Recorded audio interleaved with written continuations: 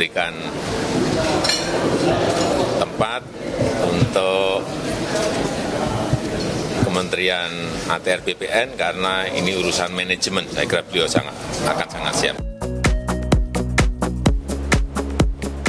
Hampir satu dekade berada di luar pemerintahan sejak 2014, Partai Demokrat akhirnya bergabung di 8 bulan menjelang akhir kabinet. Dilantiknya Ketua Umum Partai Demokrat Agus Harimurti Yudhoyono sebagai Menteri ATR BPN oleh Presiden Jokowi memunculkan spekulasi, termasuk dari calon Presiden Ganjar Pranowo. Ganjar sebut bergabungnya AHY di Kabinet Jokowi sebagai kompensasi karena Demokrat all out mendukung koalisi Prabowo Gibran. Prerogatif Presiden dan ada kursi menteri kosong, saya kira diisi, ini proses biasa saja. Oh enggak, kalau itu udah pasti, kan mereka sekarang sudah dalam koalisi. Jadi sebenarnya meresmikan saja dan mengkompensasi dalam bentuk jabatan gitu ya. Saya kira itu bagus. Ya buat saya dua-duanya teman saya, selamat bekerja gitu. Selain politik akomodasi, pakar komunikasi Universitas Gadjah Mada punya pandangan lain. Selain politik akomodasi, Jokowi masih berupaya membangun epicentrum kekuasaan tetap berada di istana. Politik akomodasi itu berlangsung atau komunikasi terbuka, itu yang lain gitu ada kemungkinan istilahnya politik itu kan seperti bejana berhubungan ya.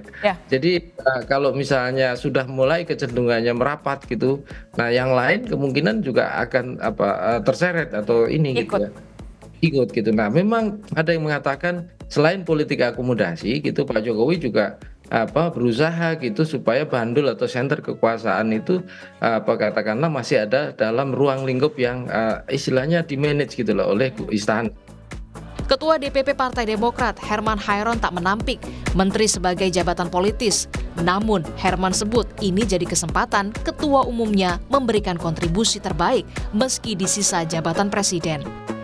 Dalam pandangan publik ada perspektif politiknya, jabatan menteri memang adalah jabatan politis. Ketika Pak Jokowi tentu membuka ruang dan melantik Ketua Umum kami Mas AHY menjadi Menteri ATR BPN, ini adalah kesempatan juga untuk memberikan kontribusi yang terbaik bagi rakyat. Bergabungnya AHY di jajaran kabinet menambah daftar nama menteri yang berasal dari partai politik. PDI Perjuangan menempati 6 posisi menteri. Partai Golkar dengan 4 menteri. Partai Kebangkitan Bangsa mendapat 3 posisi menteri. Partai Persatuan Pembangunan 2 menteri. Sementara untuk Partai Gerindra, Partai Amanat Nasional, Nasional Demokrat, dan Partai Demokrat masing-masing menempati posisi 1 menteri. Lantas benarkah ini merupakan jembatan yang dimaksud oleh Presiden Joko Widodo? Tim Liputan, Kompas TV. Dan saudara, lalu benarkah masuknya Partai Demokrat ke pusaran pemerintahan Jokowi jadi upaya politik akomodasi ala Presiden Joko Widodo untuk mengantisipasi risiko yang muncul pasca pemilu 2024? Kita akan bahas bersama dengan Direktur Parameter Politik Indonesia, Adi Praitno. Selamat sore, terima kasih sudah meluangkan waktu untuk Rumah Pemilu.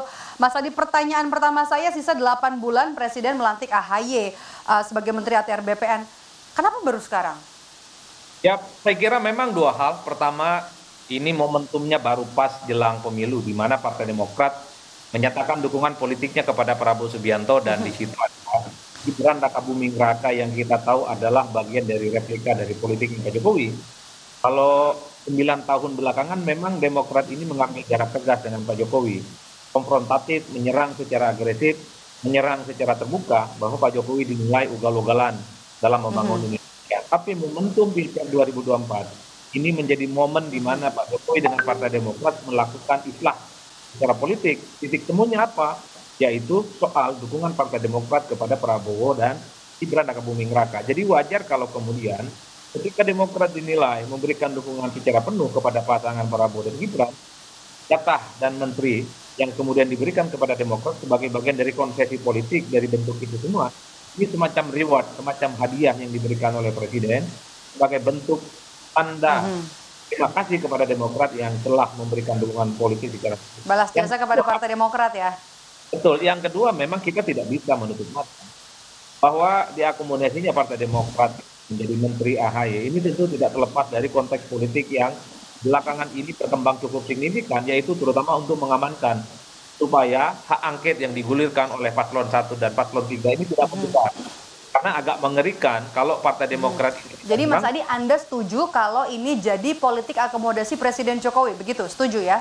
Oh ya, 100% saya setuju. Ini politik akomodasi bukan hanya sebagai istilah politik antara Jokowi dan Partai Demokrat, tapi sebagai upaya untuk memperkuat bahwa dukungan politik yang ada di kubu kedua, Prabowo dan Gibran, bisa menghalangi upaya untuk ya melahirkan proses hak angket yang ada di DPR.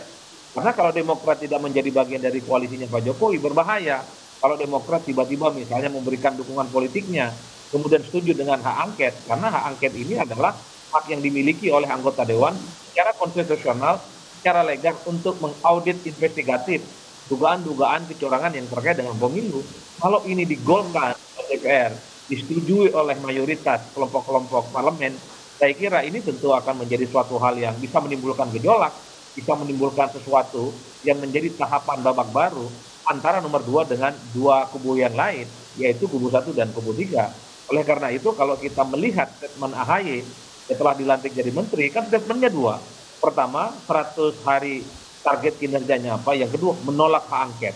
Itu jelas pesan politiknya. Masuknya AHY menjadi menterinya Pak Jokowi sebagai benteng supaya hak angket yang sedang digulirkan oleh kubu nomor 3 dan nomor 1 ini tidak membesar dan kalau bisa digemboti secara signifikan. Oke, Partai Demokrat merapat ke pemerintahannya Presiden Joko Widodo. Pada saat pelantikan AHY kemarin di Istana, ada sejumlah menteri PDIP yang tidak terlihat hadir pada saat pelantikan AHY. Apa yang bisa Anda baca, Mas Adi? Ya, saya kira cukup sederhana. Bagi saya itu sebagai bentuk protes, bahkan resistensi politik dari PDIP yang memang sejak awal cukup berbeda secara diametral dengan Demokrat, dengan AHY. Apalagi dulu kita sering mendengar pernyataan Hasto bahwa mereka ini haram hukumnya berkoalisi dengan dua partai, Demokrat dengan PKS. Jadi ketika AHY sebagai ketua Partai Demokrat dilantik oleh Jokowi sebagai dan koalisi pemerintahan Jokowi Maruf ini masih koalisi PDI Perjuangan begitu ya? Betul, per hari ini pun PDIP adalah bagian dari koalisinya Pak Jokowi. Jadi bagi saya ketidakhadiran sejumlah menteri PDIP ketika ada pelantikan sebagai bentuk perlawanan, sebagai bentuk protes, dan bahkan sebagai bentuk kemarahan gitu ya, bahwa sebenarnya mereka tetap sampai hari ini tidak setuju jika Partai Demokrat, AHY jadi menteri dan menjadi bagian dari koalisi pemerintah. Apapun judulnya, AHY dengan Partai Demokrat adalah partai politik yang sepanjang 9 tahun lamanya menyalak, agresif, dan menyerang bukan hanya Jokowi, tapi juga aktif mengkritik secara terbuka yang dilakukan oleh kawan-kawan PDIP. Jadi wajar kalau kemudian dalam pelantikan kemarin sejumlah politisi, sejumlah elit PDIP tidak hadir. Dan bahkan kalau kita lihat Pak Muldoko pun juga tidak hadir sebagai sosok yang dinilai selama ini berhadapan-hadapan dengan Pak AHY, terutama terkait dengan kisruh Partai Demokrat beberapa waktu yang lalu. Ada isu yang terkait dengan begal-begal Partai Demokrat itu. Jadi maksudnya AHY sebenarnya secara tidak langsung akan semakin membuat suasana tidak terlampau kondusif sebenarnya di internal pendukungnya Pak Jokowi, terutama dengan PDIP yang memang sejak awal menganggap AHY dan Partai Demokrat itu adalah musuh bebuyutan. Oke, Mas Adi, kalau untuk negara demokrasi sebenarnya sehatkah praktik politik akomodasi ini sebenarnya lebih banyak manfaatnya atau mudaratnya untuk sebuah negara demokrasi? Bagi saya lebih banyak mudaratnya ketimbang manfaatnya. Kalau bicara konteks politik Indonesia, kenapa? Lebih banyak mudaratnya. Satu, kekuatan politik parlemen pendukung Jokowi kan per hari ini itu sudah 80%. Itu artinya sebenarnya secara kekuatan politik Pak Jokowi ini tidak terlalu butuh partai-partai yang lain seperti Partai Demokrat atau partai apapun untuk terus dirangkul. Jadi biarkanlah orang ataupun partai seperti Partai Demokrat itu berada di luar kekuasaan untuk menjadi penyeimbang. Dia posisinya adalah check and balances, dia posisinya adalah melakukan kritik-kritik terbuka terhadap pemerintah. Oleh karena itu yang saya sebut tidak sehat. Karena kalau sudah AHY dirangkul jadi menterinya Pak Jokowi, bisa dipastikan 100% selama 8 bulan ke depan Partai Demokrat tidak akan memberikan perlawanan seperti yang mereka 9 tahun lakukan ini terhadap kubunya Pak Jokowi. Nah, yang Kedua, bagi saya kenapa ini lebih banyak moderatnya, ini jelas akan mematikan kelompok-kelompok oposisi dan kelompok kritis yang saya kira memang bagi saya sudah wassalam, hanya menyisakan PKS yang pastinya hanya akan menjadi angin lalu, di mana kritik-kritiknya tak akan dianggap penting, karena secara kuantitas PKS itu kalah. Tidak jadi bukan oposisi yang kuat begitu ya untuk pemerintahan Presiden Jokowi.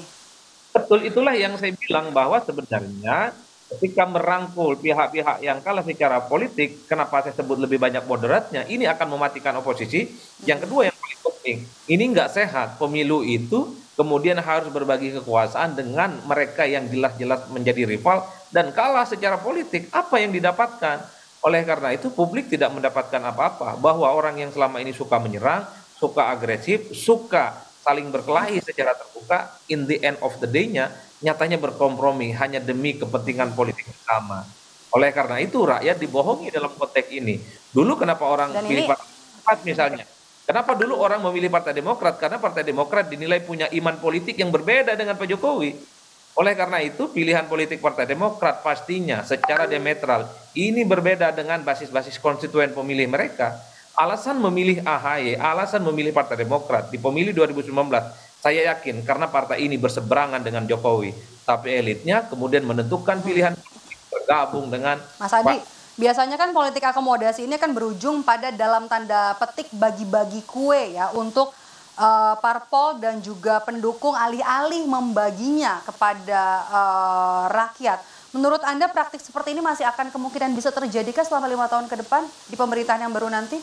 Saya termasuk yang meyakini bahwa politik akomodasi juga akan dilanjutkan oleh Prabowo Subianto dan Gibran Rakabuming Raka.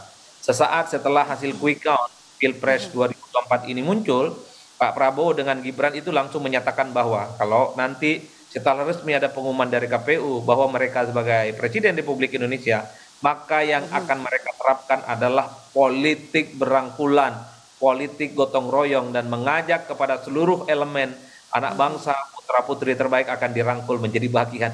Ini kan satu sinyalmen bahwa pasti ada upaya-upaya bahwa partai politik yang kalah, sosok yang kalah, yang selama mengurangi ini adanya oposisi gitu ya, semua dirangkul, semua jadi kawan ya.